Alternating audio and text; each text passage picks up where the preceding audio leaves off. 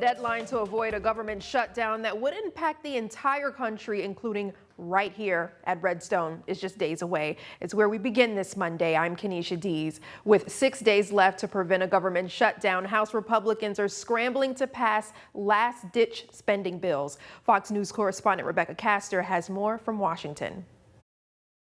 Will the government shut down this weekend?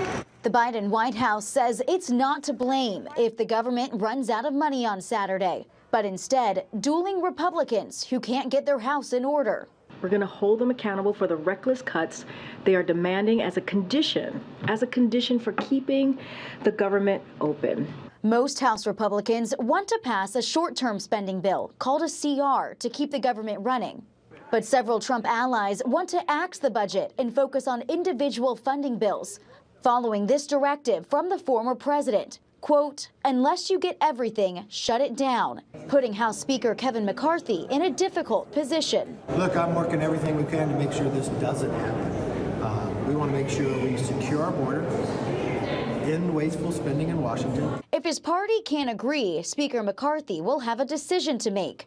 Risk a shutdown to keep his job, or turn to Democrats for help. We only control one half of one branch of government, and that's only by 5 votes. So we do need to stick together. If not, this would be the 4th government shutdown in a decade, putting pay for millions of government workers and military families on the line. If he thinks there's any way you're going to strike a deal in 6 days, we're not. We should not endanger our national security or a whole lot of other things in shutting the government down. It's irresponsible.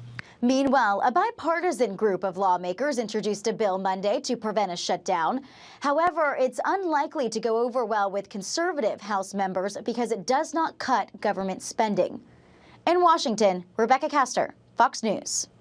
All right, so what would a shutdown mean to you? Programs such as Social Security, Medicare, and veterans benefits would continue. Most federal employees and some military personnel would be furloughed. Only those deemed essential workers would report to work without pay. Every national park and public space funded by the government would be forced to close. And FEMA warns a government shutdown would severely impact their ability to help anyone. What remains open during a shutdown?